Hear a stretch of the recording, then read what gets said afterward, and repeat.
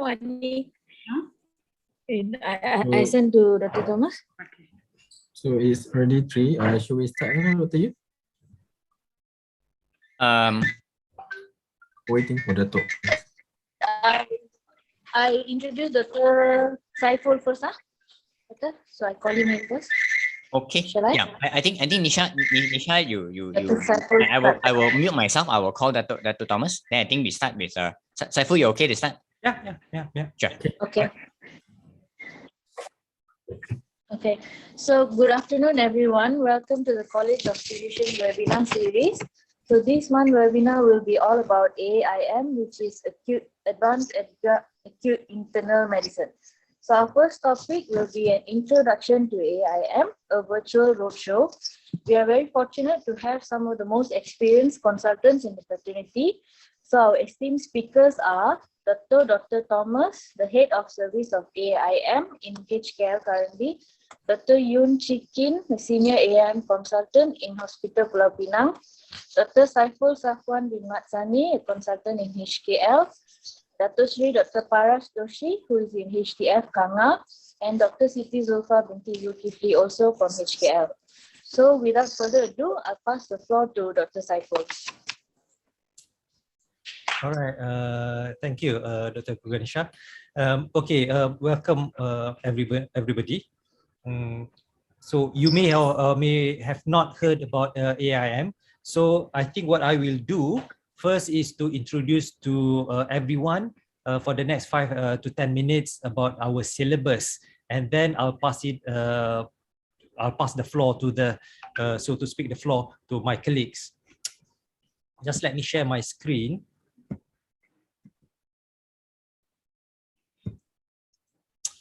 Okay, so we've developed the latest curriculum. It is still in development in terms of a few things that we've got to touch up, but the whole curriculum has been redeveloped in 2020, and it is really ready. The philosophy behind our syllabus currently is that we are focusing on acute clinical care. So that's what, if you are entering AAIM, so your focus will be acute clinical care, and the syllabus is divided into 2 parts. The first part is the core subject matter competencies that a person must achieve, and I'll go through what are the subject matter competencies that one has to go through. And the second big chunk is advanced specialist skills that we have to acquire. I think what we've done in terms of our syllabus is that what's interesting is it's flexible, it's suited to the mature learner, and also that the learner himself or herself is able to formulate a personal, tailored educational plan. And the philosophy is also about achievement of competencies. So it's not strictly about that you must complete a certain rotation within a certain specific time. It's enough that if you've achieved certain competencies set out early in your education plan and you've proven that you're competent, then you can move on to other rotations. So the core subject matter competencies that are, well, so to speak, core would be cardiology, respi, gastro, the big chunks. Nephrology, neuro, ID, critical care, medicine, geri, diagnostic imaging, endocrinology, and rheumatology. As I said, a person might prefer to focus on certain, based on their interest, to one rotation, and the achievement of competencies would be based on the person's ability to acquire that competency and tailored. Advanced specialist skills domains, the second part, are divided into 4 domains. Either you can pick one domain and proceed to complete that domain and show your competency in that domain. So the first option is a development of a procedural skill. Another option is a defined special interest. The third option is medical education and training, and finally getting involved in a research area. The training duration, as I've said, can be tailored, but this is a rough guide. As you can see, endocrinology and rheumatology, because the degree of acute care is less intense compared to other specialties like cardiology, for example. So we put this is a guide. It doesn't need to be followed strictly, adhered to strictly. And you've got 40 weeks at the end of your training to develop your advanced specialist skills. So a total of 36 months duration of training. Your educational plan, you set out with the educational committee when you applied, when you've successfully applied, and you decide, you get the luxury and the flexibility to decide where do you want to be trained, who will be training you, the timing and the duration. So it doesn't need to be that you start with cardiology first. You can start with geriatric first, whatever that interests you the most. If you feel the reason that you want to start a posting or a rotation because of in terms of logistic, traveling, transportation, so you wanted to start gastroenterology, which is near to your home, then that's fine, as long as it is laid out in your educational plan and the educational plan is accepted by the committee, then just proceed.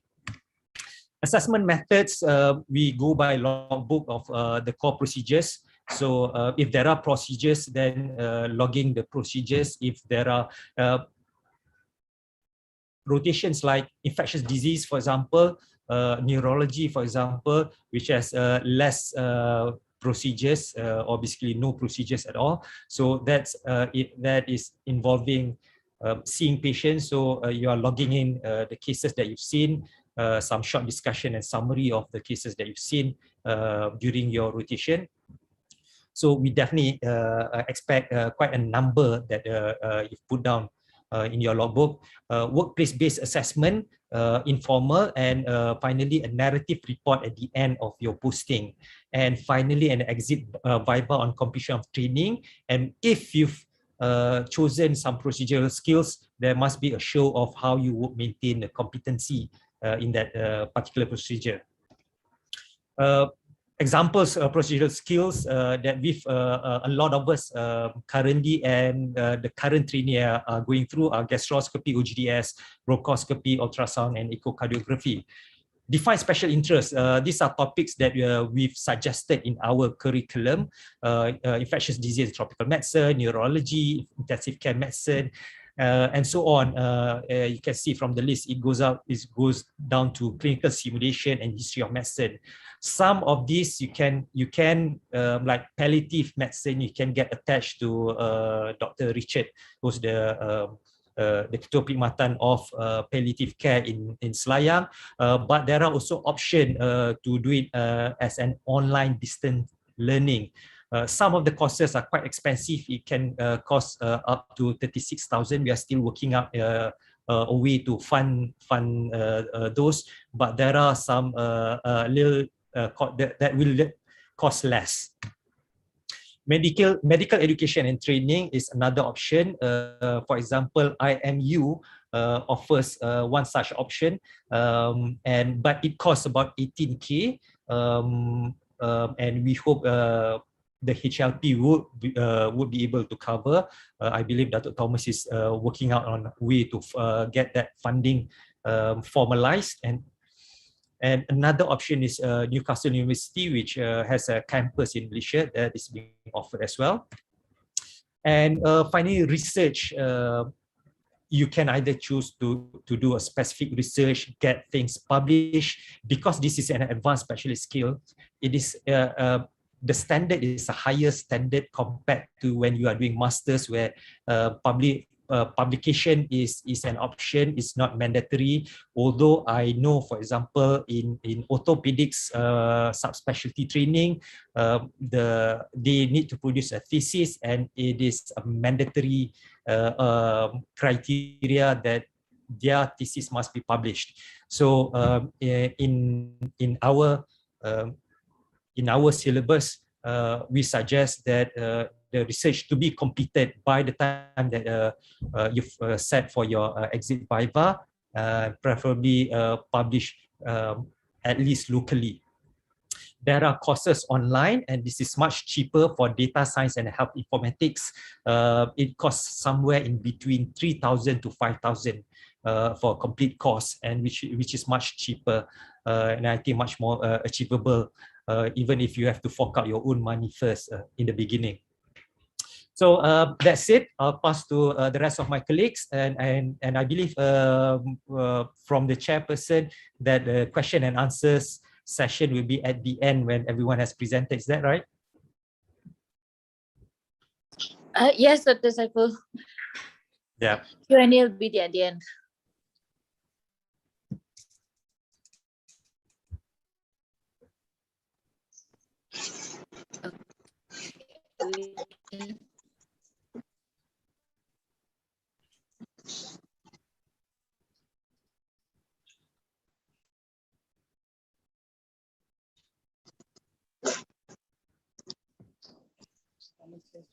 Okay. So as Dr. Thomas just joined us, let me introduce him again. This is Dr. Noel Thomas Ross, who is a senior consultant and head of service for advanced acute internal medicine and deputy of medical services in Malaysia. He's currently based in HKL. So over to you, Dr. Thomas. Hi, good afternoon, everyone. And I'm sorry for joining in late. I hope you all can hear me. Is it okay? Yes, can Dato. All right. So I just give you all a brief history of acute internal medicine. I'm not sure, probably most of you all were not exposed to the earlier phase of general medicine. Previously, there was just only generalists. If you remember the olden days, just our senior doctors, most of them were datos and all that. So they used to be generalists, and they managed the cases in the wards, and in those days there was not much of rush for subspecialty. So over the years now, the patients have actually changed, and subspecialty has actually developed. So a lot of people are actually rushing to become a subspecialist, and I think that has got its own consequences lah. So I'm sure most of you all who work in a bigger hospital would have realized that a lot of simple referrals for very common cases from their other subspecialties. Unfortunately, even diabetes also are being referred by other subspecialties like nephro and all that. So and gastro and all that. So this you will notice that actually people become very specialized and they tend to lose the basic knowledge of general medicine. So as the current landscape of Malaysian health setting is changing, thanks to our non-communicable diseases, patients are now actually being more difficult. I mean, not more difficult, but the correct word is more complex. Your patient doesn't come in with a diagnosis of I've got a gastro problem, or I've got a neuro problem, or I've got a nephro problem. No. Okay, so they come in complicated, sometimes with 2 or 3 acute problems. So the best person to actually solve this problem, if you ask me, is somebody who knows all specialties well. Okay, and you cannot have a single organ specialist to manage such patients. So the best person to see this kind of patients are actually the advanced acute internal medicine physician, who has got knowledge of all the subspecialties, and also who has also got tools at his disposal.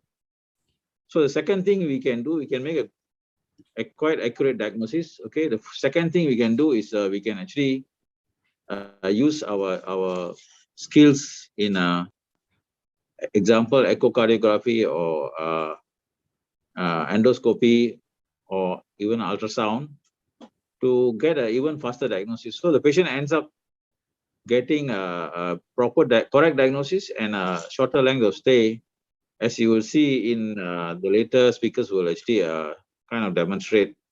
how they did it actually. All right. So for me, I think, and I actually know that advanced acute internal medicine is the way to go. And if we look at our hospitals in Malaysia, we've basically got 12 state hospitals and 45 hospital berpakar major. So we basically want to actually populate these places, and only then eventually, and then we'll probably go to maybe the smaller hospitals, but we still got a long way to go.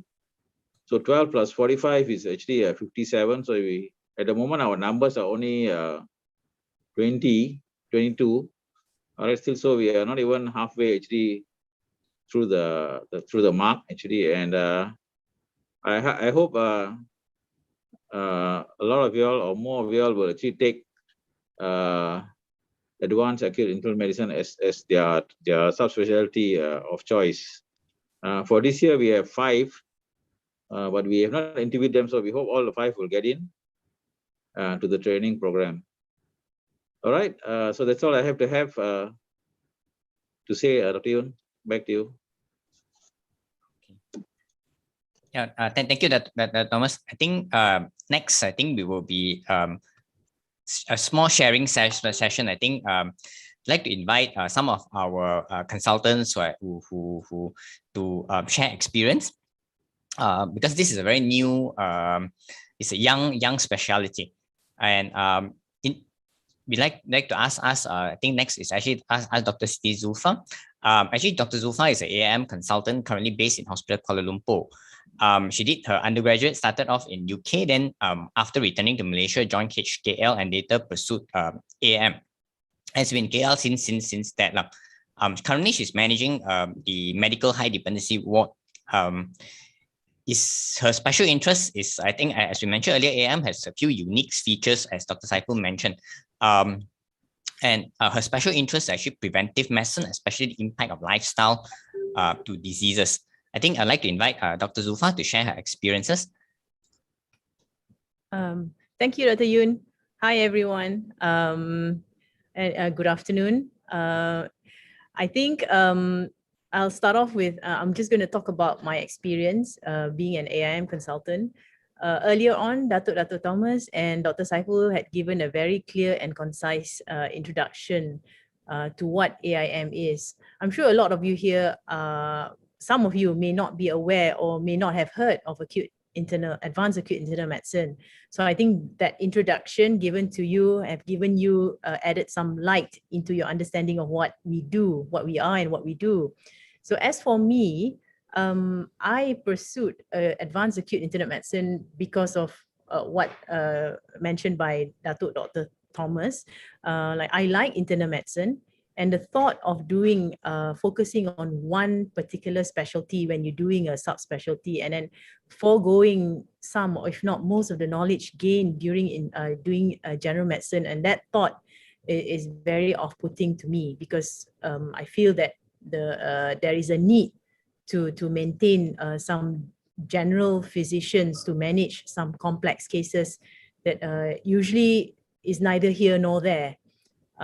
So since completing my training, initially I looked after general medical acute admission, just acute general medical admissions, and then later on looked after, and initially it was an 8-bedded high dependency unit, and then I got involved in the expansion and development of that 8-bedded acute medical high dependency unit into a 26-bedded high dependency unit.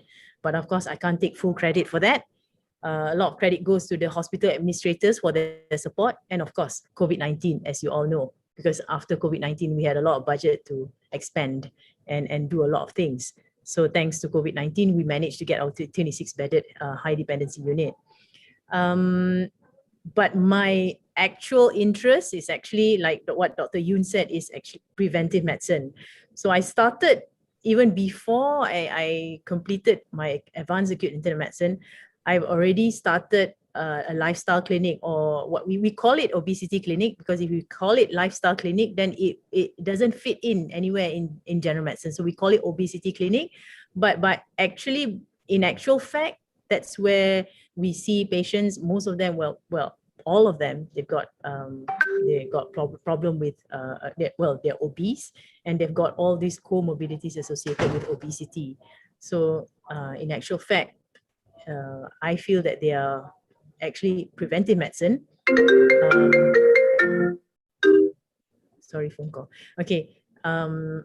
So that's the unique thing about advanced acute internal medicine, because you still do general medicine, and at the same time you are able to pursue an area of interest that is not available or not offered in any other specialty. Or for example, you may like, okay, just another example, you may like a specific part of neurology, but you don't like everything about neurology. So you can still do advanced acute internal medicine and then have a special interest in, for example, epilepsy. So that is something that you could consider doing, and then not lose your skills as a general physician, because you'll still be doing a lot of general medicine. But if you were to do further in neurology, then you probably have to be more involved in neurology as a whole, and then you will lose some of the skills that you learned as a general physician. So that's why I think acute internal medicine is unique, and it is the way forward. Yeah. That's it from me. Okay. Thanks, Dr. Suva.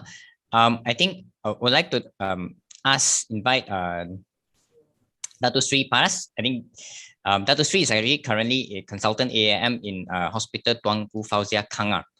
I think he has an extensive CV, I think with a special interest in medical education. He's very active and dedicated in teaching and training the next generation of physicians. He's currently the chair of the Parallel Pathway Training for Internal Medicine.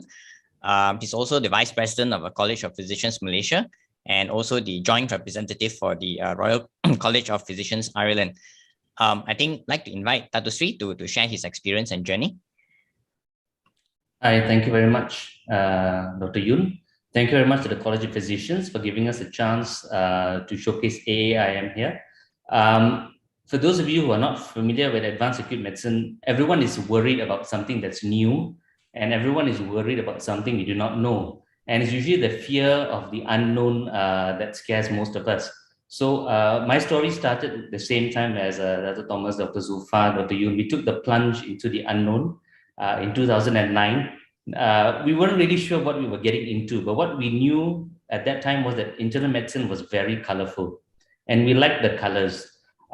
If you guys are into 50 Shades of Grey, acute AAIM or internal medicine is more like 100 Shades of Grey. It's very, very, very colorful.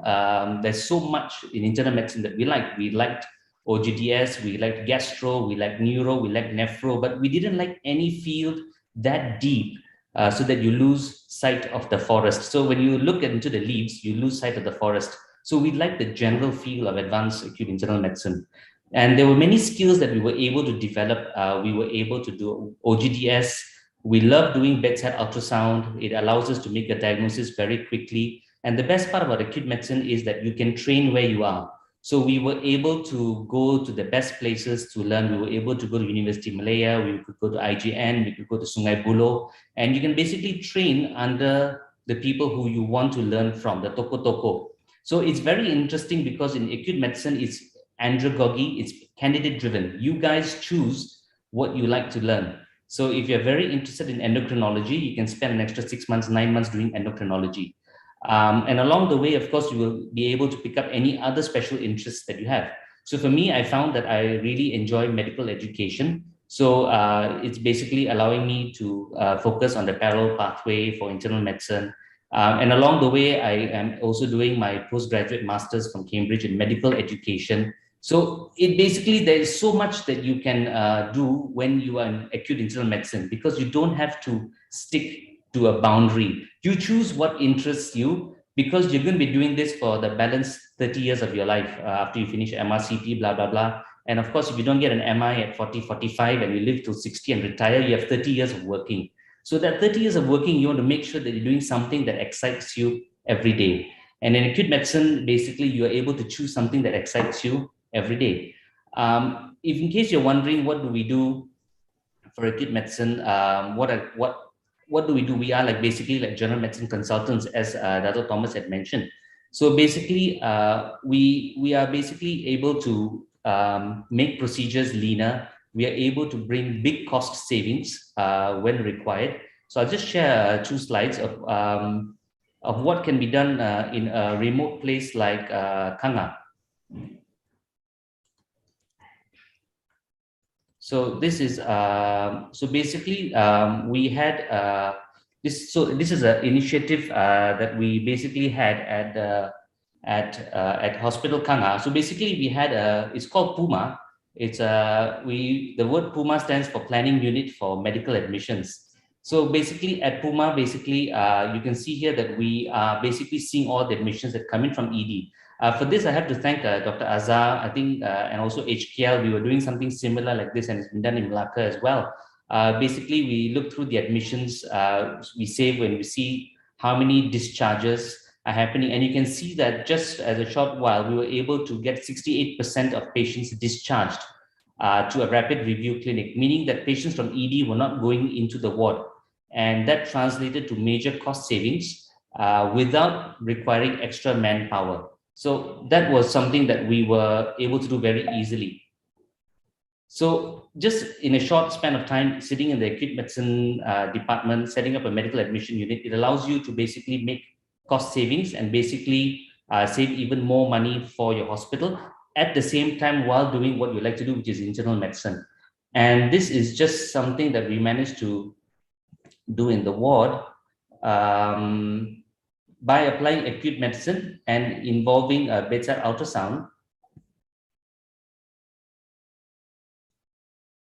So you can see here that we were able to bring down the average length of stay in the ward. Because we are multidisciplinary acute medicine, we don't need to refer cases to other specialties. We are using bedside ultrasound and echocardiography very early. We have lots of savings in terms of time. We train the team in multiple subspecialty approaches. So you can see that the ALOS has come down from 5.71 days. Yeah? You can see that from 5.71 days, you brought it down to 4.33 days. And from 4.33 days, you brought it down to 3.55 days. If this doesn't show what acute medicine can deliver in a small hospital, I don't know what else can. If you can deliver an ALOS reduction in 2.16 days with implementation of acute medicine all over the hospital in the country, especially with COVID-19, this allows us to free up beds. This allows us to reduce nosocomial sepsis. This allows us to divert manpower for fighting COVID-19. And all this was done without compromising the 30-day readmission rate. So if you calculate the savings that we delivered to KKM in that short span of time, more than 3 million saved when you calculate cost savings, all right? We divert beds for fighting COVID-19, manpower, optimizing resources and consumables, congestion, and quicker patient turnover, unnecessary bed stay, and of course, it's quicker delivery of management with bedside physician-led ultrasound echocardiography. So this is amazing facts and figures to show everyone what acute medicine is capable of delivering in a seemingly boring hospital like Kanga. So if this can be done in a small hospital like Kanga, imagine what can be done in other hospitals all over the country just by basically using advanced acute medicine to bring around a faster turnaround time for patients. So patients go home 2 days earlier. Patients don't stay as long. And then patients also have better patient experiences because they're going home fast. All right. So so just to show what is happening here.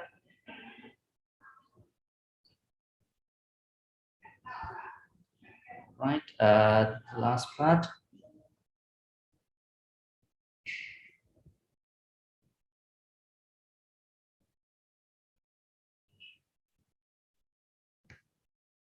So this is the, where did all the patients go then? All the patients basically went to the rapid review clinic where they were discharged. We gave them a very quick follow-up. And the best part about the rapid review clinic and the PUMA team is it's consultant-led. So we don't send housemen down or MOs down. Basically, we go down ourselves. And because we've been trained in all the other specialties, we are able to deliver input, we're able to make decisions immediately. All right. So basically, we save time in the ED. When the general goes down, instead of asking the houseman to go down, houseman refers to MO. MO says wait for specialist. Specialist says wait for consultant. And the patient is lying in ED for 6 hours, 12 hours. We go down and we clear the beds. We make the discharges. We make the decisions. Does this need to go to Optal or does this need to go to a medical ward? Does this need to go to a SARI instead? Or can this patient be discharged and seen immediately? So the cost savings from the 248 admissions that we saved, this works out to another 1.2 million in savings because admissions didn't come into the ward. And we looked at the 30-day readmission to ED. It was not compromised for these patients. The only frequent defaulters were the ones with heart failure or the ones with CKD who will never listen to you, no matter how much you ask them not to drink water. All right. Those guys are not difficult to help, are very difficult to help. But it's very simple how application of advanced acute medicine in a small hospital can deliver major cost savings for the country. All right. So this is just to give you all a flavor of what can be achieved by application of AAIM in whichever hospital you are. Do not fear the unknown. All right.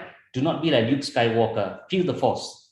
Feel it flowing through you. This is the future. Look at the UK. Look at Australia. Everybody wants acute medicine physicians. Everyone. So you know that when you step into doing advanced acute medicine, you know that you are going to be dealing with a field that is going to have great demand for the future. And if there are contract medical officers listening in, think about it. Everybody wants acute medicine physicians. And tomorrow, if a contract officer wants to become a tetap jawatan, of course, the focus is going to be on the fields that the government needs the most. So acute medicine, I believe, will stand you in good stead for the future. Thank you. Thanks, Dr. Sri. I think just before we go to Q&A session, I think this is a quite informal session. I think we welcome a lot of Q&A because as mentioned, I think this is a young specialty, still developing. So there are a lot of questions, a lot of unknowns. Hence, I think that I think that make a big thank you to College of Physicians for allowing us a few sessions to sort of introduce our young specialty. Just before we go on to question Q&A, I'd like to invite Dr. Thomas again, just to give us a direction of the future direction for AAIM. Dr. Thomas? All right. Thanks again, Dr. Yoon, and I forgot to thank the College of Physicians for giving us this platform to talk about AAIM. So the future for acute internal medicine is actually quite bright. Actually, even Kementerian KKM also actually they want to actually give us more quota for subspecialty application. In fact, they are actually discouraging other subspecialties because you can take COVID as a fantastic example. When COVID came along, who was running the show actually? Most of it were general physicians and acute medicine physicians. Like if you look, for example, Dr. Zila actually was Timbalan Pengarah for MIPS, I think the biggest PKRC in Malaysia. And many of our AIM doctors went to a lot of places to actually help out. They volunteered to help out. So actually, what KKM is seeing now is that there's actually a need for AIM physicians. All right, so that's the halal tuju for KKM for as long as subspecialty training is going in which direction. They are going to offer us more place for acute advanced acute internal medicine. So for those who out there, the young physicians and all that, please do think about it. I think Dr. Paras, Dr. Zulfa, and Saiful have actually given you a lot of detail about what AAIM is. It's a lot of variety. It's a lot of action, high octane thing. There's no dull moment. So do consider AAIM once again, just to before you all decide what specialty you want to do. All right. That's all, okay, Rion. Okay. Yeah, thank you, Dr. Thomas. I think now we will go to the Q&A session. If you guys any questions or anything that you like to ask, you can key in into the Q&A box. Okay. Yeah, we welcome any. Okay, so I think there's a first question. I think there's we notice a lots of overlapping job scope. This is a question to the panel. We notice a lot of overlapping job scope between intensivist and acute medicine physician. Can you elaborate? Maybe Dr. Saiful, would you like to reply to this question? Yeah. Okay. So one thing for sure, intensivist work.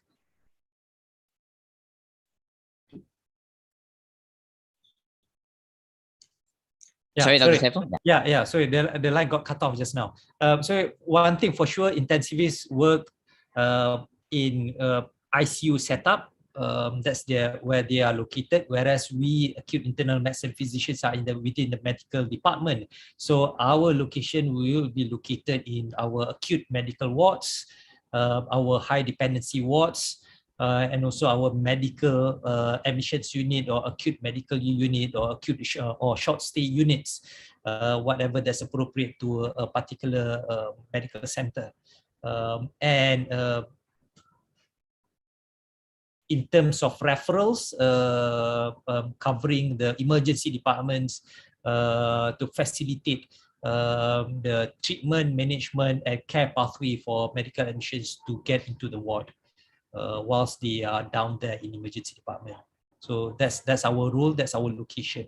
So we are quite distinct as compared to intensivists. We do, of course, ask help, assistance from our anesthetic colleagues to help us manage with our ventilation management, because that can take up quite a lot of our time. And I mean, if you are doing, if you are going into acute internal medicine, advanced acute internal medicine, to develop your skills in ventilation management, because you want to be independent from the intensivists, from the Department of Anesthesia. You want to manage your own ventilation. That's fine. Go ahead, as long as by the time that you graduate, you finish your training, you are able to show that you're competent managing alone. Then that's fine. That's a good addition to the fraternity. Yeah, I think just like Dr. Saiful mentioned, I think it is AAIM does not replace any subs or compete. It is actually mainly to complement. Is to complement. I think at present moment, as we I think all of us start to realize, I think the pattern of patient admissions have changed. I think at present moment, I think those days when I was in medical school, I think they said, okay, it has to be one unifying diagnosis. You try to find that one unifying diagnosis. At present moment, I think most of us start to say that most of patients come in with rather than one problem, they come in a basket of illnesses and issues. So I think that's the problem that most patients actually have. So it requires a lot of specialty. So example, actually, it's quite common nowadays that for a patient to be managed by cardio, by gastro, by rheumatology. So the number of TCAs are a lot. And then what happens is also sometimes good, because this is the new nature. I think that the patient population nowadays they come rather than one problem, they come in a basket of issues. And just to make things, I think those of us who are on the ground every time, I think, and that's one big issue that we are facing nowadays, actually, because complex undifferentiated conditions. These patients don't fit into any labels. They don't fit into the particular label. So I think some of these patients end up in ICU and stuff like that. So I think although like intensivists, sometimes they're very intensive, are very good at what they do, but sometimes this particular patients are they are very complex and they're undifferentiated. We don't know what's happening.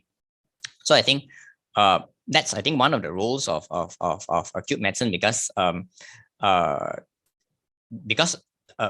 that knowledge of different specialties for input in such cases. Yep. Okay, so I will move on to the next question. Okay, there's another next question actually. What about this? Would this subspecialty be popular in the private sector? I think I would like to invite Dato' Sri Paras to reply to this question. Thank you very much, Dr. Yoon. As to whether this specialty will be popular in the private sector, I could say definitely it will be popular. Despite being in government service, there have been many calls to join the private sector because I believe the private sector hospitals have realized, as Dr. Yoon correctly mentioned, that patients nowadays do not come saying, okay, I am a DKA and nothing else. Or a patient does not come saying, oh, I only have a thyroid storm and nothing else. They're very complex, they're undifferentiated. They have a bit of renal failure, they come in shutdown, they may have sepsis on board, they may be having dengue at the same time. And also the sugars may be uncontrolled. So basically we're talking about complex, undifferentiated patients. So as Dato' Thomas mentioned out and our previous generation of consultants, they were the super physicians. Anything comes their way, they handle. So even in the private sector, there is a need for these kind of consultants who basically are able to function and handle all the cases that do come their way. And basically, even patients now do realize that they would like to see a consultant who is basically more general and who is able to pick up the diagnosis. So become very good diagnosticians. Because you will be able to do echocardiography, because you'll be able to do OGDS. So basically the scope for making moolah or making money in private is there, all right? Of course, everybody looks at the procedures when it comes to private practice. So it would be advisable that in the course of while you're doing your acute medicine program, you should get credentialed in those procedures so that you're able to practice those procedures in private as well. And if you are employed in a hospital, you'll be able to perform those procedures. So basically you become like a jack of all trades. Basically, you are basically able to cover a very wide spectrum of illnesses within internal medicine. And I believe that private hospitals are looking for those because they want someone who can handle what comes their way. Thank you, Dr. Yoon. Thank you, Dr. Sri. I think if the other any other opinions, I think please chip in. Okay, moving on to the next question. I think this is what is the difference between I think these are open to all the panel. What is the difference between medical HDU ventilated patients management compared to anesthetist intensivist in ICU?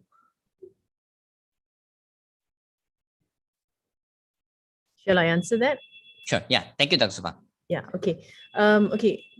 Ventilated patient managed by intensivists in ICU. Basically, intensivists manage patients who are ventilated that may not be medical patients being ventilated. So they manage all. They manage surgical patients, urology, nephrology. So they manage all those patients. Ventilated patients managed in HDU, medical HDU are medical patients who are ventilated. So basically, they are similar whether they are in HDU or if they are in ICU. It's just that they are medical patients. They are not non-medical ventilated patients. So in terms of the ventilation, it's also similar because what we do in HDU is we co-manage with the intensivist or with the anesthetist. So they come and give input on the ventilation so that we focus more on the medical issues, so that gives them because managing ventilation and the medical issues, I mean, it's pretty complex, complicated, and takes a lot of time. So that in a way, when we co-manage, that gives them more time to manage all the other cases in ICU, and we focus on the medical problems of patients in HDU. But basically, they are the same, whether they are managed in HDU or they're managed in ICU. They're the same type of patients. Does that answer the question? Okay, yeah, thank you, Dr. Sufa. Maybe I'd just like to add on to that. I think the Dr. Sufa's reply. I think at present moment, I think in terms of management, of patients, there are actually multiple. We could break it down to a few more pieces, because actually for clinicians, I think the important bit about within that managing the patients, actually we need to make the diagnosis, find the etiology, and treat the complications. It's actually a three-part process. So as we mentioned earlier, what happened is that sometimes what happened is that the anesthetists are experts. I think we learned a lot from anesthetists. I think most of us spend a lot of time with training with the anesthetists, and then subsequently later co-manage, because they are very, very good at handling the ventilators. They're very, very good handling the dialysis, handling the antibiotics. They're very good at treating complications. Very good at treating complications. But I think I said, most of us, I think we have a big struggle. I think there's increasing pool of patients that as we mentioned earlier, they're complex, undifferentiated. So item 1 and item 2 becomes problematic. Remember that item 1 is make the diagnosis. Item 2 is find the etiology. Item 3 is treat complications. So it's a three-part process. So at present moment, I think that the issue actually sometimes because item 1 and 2, we don't know. So a lot of times the acute medicine physicians come in because of we have seen have the sort of the exposure beyond the general physician, because sometimes in these are very complicated cases, and there are more and more of these patients, and NM and ICU. And if NM in private, these are the guys that are the most expensive to treat by far. And this is the reason I think, because what happened is that when at a peak of COVID, when we were trying to opt out cases, the patients that are most difficult to outsource are these complex undifferentiated cases, because they are not easy to manage. So what I'm saying is actually because we are doing a lot of collaborative and also co-management work, but especially with anesthetists, they're fantastic people, because they treat complications very well. Very, very well. They're experts at doing that. I think they're way, way, way much better than what we could offer. But I think what the acute medicine physicians could offer is actually making the diagnosis and finding the etiology. If we fail, most of the time, that's this is just maybe a joke lah. If we cannot find that, normally we have one more level called the rheumatologist. I mean, because if you can't find the etiology and diagnosis, more and more complication will come. And we tend to lose the patient, because once we can't find the diagnosis, can't find the etiology, more and more complications will keep coming and coming and coming. It doesn't stop. All right, that's the situation. Okay, maybe that we do. There's another there's another question. So moving on, what happened is that oh wow, okay. All right, never mind. I'll open this question to all the panelists. All right, at present moment, is there in Malaysia that no need to attend clinics, or just charge to lifestyle clinic? At present moment, I think there are specialties that don't have clinics. I think probably like intensivists. I think that they are pure ICU. So I think that's the situation. But there's maybe I'll address this question to Dr. Zulfa. I think in terms of lifestyle, I think as we mentioned earlier, I think a lot of problems nowadays lead from lifestyle, and a lot of doctors are trained to treat, but there's hardly very much effort in preventing the problem in the first place. So I think maybe Dr. Zulfan, you've answered the question. Oh yeah, okay. So I answered. Okay, then let's move on to the next question. Yeah, this is a very informal talk. As we mentioned earlier, I think most of, if you look most of the people here, they're at least the acute medicine people. I think they're very informal people. Yeah, hardly anybody in anything more formal than yeah. So I think if you got any questions, just feel free to ask. It is a free two-way process. Okay, there's another question. Okay, if a patient is discharged from our care and hospital, would the patient eventually leave our care after the rapid review clinic if all the issues are settled, or do the clinic actually follow the patients up? That means if the patient has been settled, does the clinic continue to follow them up, or they are discharged? Yeah, can I answer that question? Oh yes, please. Yeah. Yes, please. Yeah, yes, please. Okay. Number one, we are not completely informal. Datuk Sri Paras is wearing tie and the white coat. Working now, anyway, working. Okay. so anyway, no, I follow up my patients. I select those who I believe need to be followed up, and I follow them up in my personal physician's clinic in our clinic Pakar Perubatan in the specialist complex in HKL, and so do other AIM consultants and specialists in HKL. Yeah, I just like to add for the rapid review clinic. So basically, the beauty of acute medicine, you see, I get lots of inquiries from people who want to do acute medicine because they like ED. They say, you know what, I don't want the stress of looking after the patient for 10, 15 appointments. I just want to settle the patient. They come in. I like the action. I want to sort out what's happening, stabilize them, and then send them to the wards. So if that is the direction that you like, and you like to basically go into that, go into warfare, it's like, being in Sparta, Troy, go there, fight, clear this, clear that, get them stable, and then send them out. That is an angle that you can take as well. But for me, I want to learn from the patients. So there are some that I don't want to see. And of course, there are, as Dr. Saiful mentioned, there are those that we do want to see. So the idea with the rapid review clinic is that if you see these patients frequently and quickly, then you actually sort out their problems. We've had patients who have been coming for 2 years and the problems have not been solved because every time they come is a different doctor. But when we see them in the rapid review clinic, we are one team and we see that patient until the problems are sorted out. And because it is team-based, the same doctors know the patients, and we've caught so many lymphomas, leukemias, SLEs, MCTDs, which are masquerading under fever, not well, lethargy, and they keep on coming in again. And the beauty of being able to see those patients after the acute issues are settled is very rewarding. But for those of you who don't like that, and you like more of the action and the gung-ho, then you can gravitate towards more of an admission unit where you see them for 72 hours, and then after that, they are off to whichever specialty requires them. I mean, I believe that is the beauty of acute medicine. Dr. Zulfa, you're saying something? Yeah, I just wanted to add on to what Dr. Saiful had said earlier. I think the key word here, the beauty of acute internal medicine is that it is flexible. So you can choose what you want to do.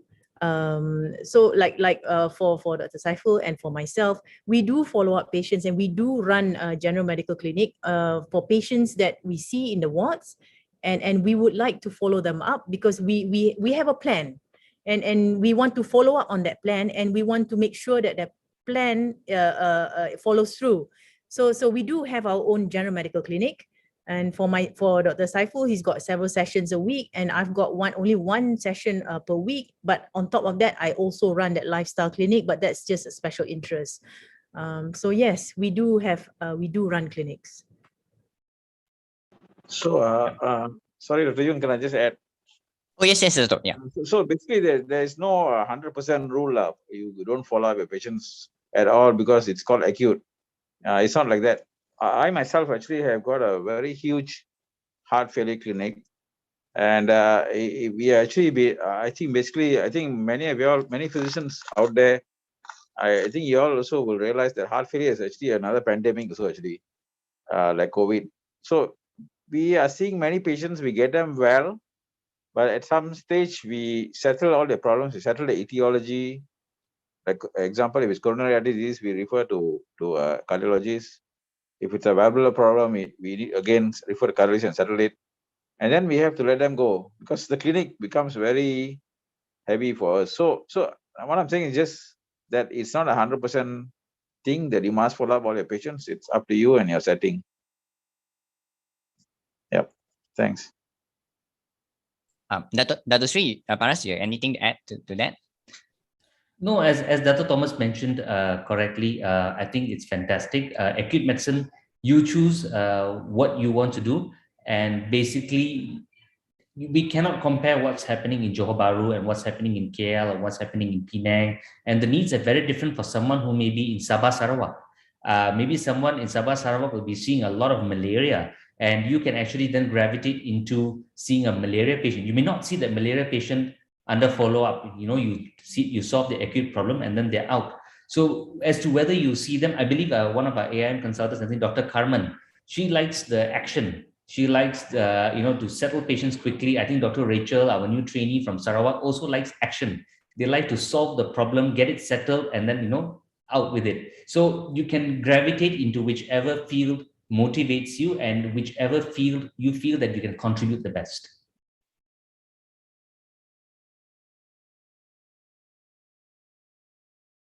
Okay, yeah, thank you, Dr. Sri. Okay, we are approaching nearly 4 o'clock, and I think if there are no other questions, I think first I would like to thank the panelists, Dr. Thomas, Dr. Saiful, Dr. Zulfa, Dr. Sri Paras, for presentations and the sharing. And then also a big thank you to the organizers, the College of Physicians, for us opportunity and a platform to share our young and exciting specialties. Next week, I think we have another 2 sessions next week and the following. And finally, a big thank you to the audience for spending the afternoon with us. With that, I think I'd like to pass the floor back to Dr. Nisha, who is our host for today. Okay. Thank you, Dr. Yoon.